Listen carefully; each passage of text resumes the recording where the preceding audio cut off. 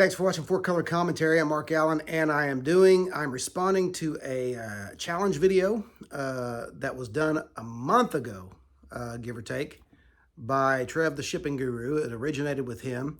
He challenged the community to show your 10 favorite dollar box or less comics. Now, people who know me know I can't pick favorites. So I will show you 10 great dollar box finds, dollar box related. These are actually all dollar box. I went through my collection and looked, and I didn't realize. Well, actually, what I did was I looked through my old videos. So many dollar boxes, so many comics, and so I didn't even pick out any 50-cent or 25-cent finds. These are all dollar finds, and the end. Stick around till the end because the end is going to be reference to an old video. Of a dollar box find that at the time I called the greatest that I'd ever found. I think it may still hold, but I flipped that in less than an hour on eBay for $100. So it was a golden age comic related find, and found in a dollar box at a vintage stock in Joplin. So I'll stick around to the end, and you'll see that video. But anyway, so let's get started. No particular order here. Forbidden Worlds number 93, ACG.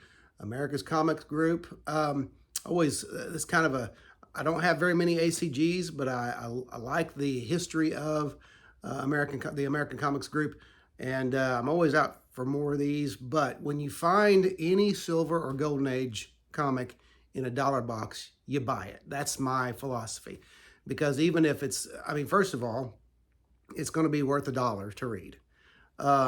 Especially compared to many new comics today. Yes, I said it. I went there. Okay. But also just by virtue of the ads, it's going to have $1 worth of entertainment value on it. So anyway, that was a no-brainer for $1. And so there was that. Now this was one that I had been looking for at the time. This is probably a mid-grade comic, but still just worth having. Early art by John Byrne with a painted cover by Joe Staten. I believe that's painted, but anyway, it's Charlton Comics, Bronze Age, Emergency Number 1. Emergency Number 1. That was a book that I was just looking for a couple of years and couldn't find for a decent price at the time. And then, lo and behold, it turns up in a dollar box, and pretty fresh dollar box, as it turns out. Which those are the ones, if you can, those are always the best ones to rifle through. Is just the ones that they have just put out. All right. Okay, this was one that actually, this came out, I found this about 4 years ago. This was kind of right between the two Infinity movies, the Avengers movies, Infinity War and Endgame. And this turned up in a dollar box. All it needed was a light press. It is high grade. This is Marvel 2-in-1 Annual number 7. First appearance of the Power Stone, first appearance of the Champion, an elder of the universe? No, not an elder of the universe. I forget. No, maybe so. I forget what he's the same type of godlike being, or nearly godlike being, as Thanos and the Collector and these folks. So anyway, Grandmaster, that kind of thing. So the first appearance of the Champion, first appearance of the Power Stone, found it for $1, right between the two Infinity movies. All right. This was very cool. If you know my predilection for gimmick covers, finding this in a dollar box at Hurley's Heroes in Joplin a few years ago, or a couple of years ago, this was just a no-brainer as well. This is the ARARA preview issue with gold foil on the logo, but it's a linen cover. This was my first. I don't know if you can see kind of it's cloth. You can tell that from the material and the raised quality of the material. So really neat linen cover preview issue of ARIA, published in, let's see, when was this published? Well, I'm going to find it here for a moment. It was the 90s, obviously, I think. 1998. 1998. You can't, I'm not sure you'd be able to read that, but anyway. So yeah, ARIA preview issue, linen cover, very, very cool with the gold foil logo. So that was a no-brainer for $1. One of my favorite, turns out one of my favorite gimmick covers for $1. I don't know what that was when it first came out. All right, this was very cool Silver Age find. This one still has the $1. I haven't taken this, the sticker off of it, but found this a couple of years ago. This is actually the origin of, it tells the Mandarin's origin. This is Tales of Suspense number 62, found in a $1 box at a vintage stock in Tulsa. And so still great color on there, worn, fairly worn with the store stamp on it, but this is a great book, fun book. So great stuff there for $1. This was one that the character I was looking for a long time, the first appearance, and all of a sudden his first appearance just turns up in a $1 box. This is Strange Tales number 174, first appearance of the Golem. Okay, so again, a great $1 find there. John Buscema art inside, and which is always great. If you find a John Buscema book for $1, it's pretty much worth the grab. All right, this next one, this was an unexpected. I don't do teen humor books in general from any era, but I grabbed this one because it was a Silver Age. I knew when I looked at it that it was a Silver Age. Well, yeah, 1969, so just kind of on the cusp there. But I went ahead and grabbed it because I had a feeling about it when I took it, and I actually discovered what was so special about this book on the video.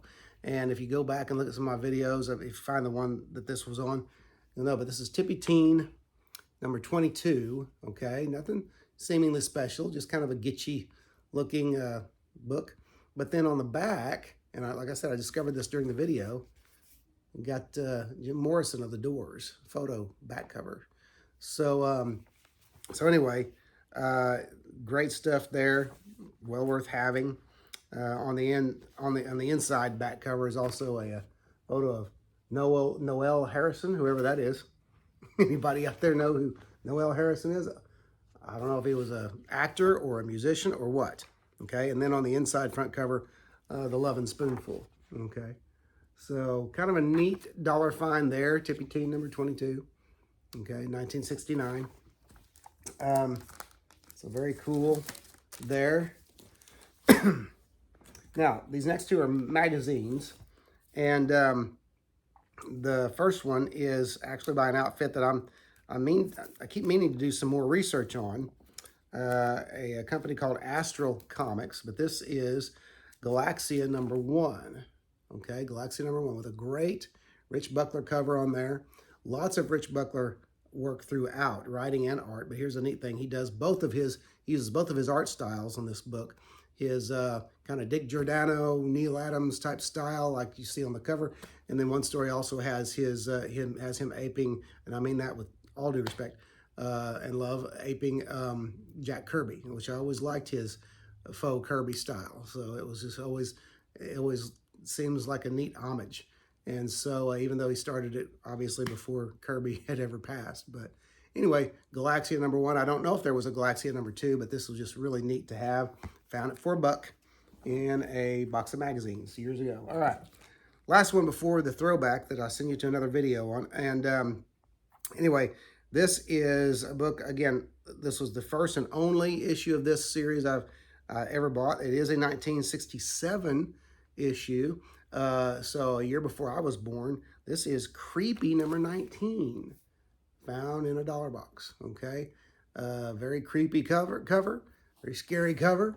Okay, I go on eBay and I look at what some of these are. This seems to be one of those it's one of those books that isn't necessarily moving that much. So I don't know what that means. I don't care what that means. If it's Silver Age or Golden Age in a $1 box, you get it. And that's just kind of how I operate. And so especially if it's mid to high grade. So anyway, those are 9. The 10th one, I'm going to send you to a video. But again, just to remind you that I flipped this for $100, less than an hour on eBay. I kind of wish I hadn't, but that's how I maintain my my comics habit, is by finding flippables. All right. So anyway, take a look at this video, and then I'll come right back. In the dollar bins, and it's actually a Golden Age Superman product, or Superman publication. It is a Superman Tim booklet. Superman Tim booklets were printed and were produced from 1942 to 1950 throughout World War II. And it was just it was a neat little activity book. They sold products through it. It was for younger kids. They had games and that kind of thing in it. Interesting articles. Really a lot of neat Superman art. I don't know if I don't know who did the art in this one, but it's very much in keeping with the original Siegel Schuster Superman, and so I don't know, but just really not a mark in it. Just a really neat little booklet. And I'm going to tell you right now, you need to go to the Dial B for Blog site, dialbforblog.com. It's a great comics blog magazine. And look it up. Look up, just search Superman Tim. You'll find a great article on them. They were done usually with black and a single color. And he'll talk about 3 phases that the Superman Tim books went through at the time. But all right, so there you go. Superman. I had never heard of Superman Tim catalogs before that, but very cool find there in a dollar box. And so there you go, 10 great dollar box finds. And I'm going to go ahead and tag a few people in this, even though I'm just taking it from the community challenge from Trev The Shipping Guru. Discovered it on Metarog's channel, but I'm going to go ahead and tag the Comic Collector, Sleepy Reader, and Matilda Gothica to do this challenge. Your 10 great or 10 of your best dollar or less, or your 10 favorite dollar or less comic picks.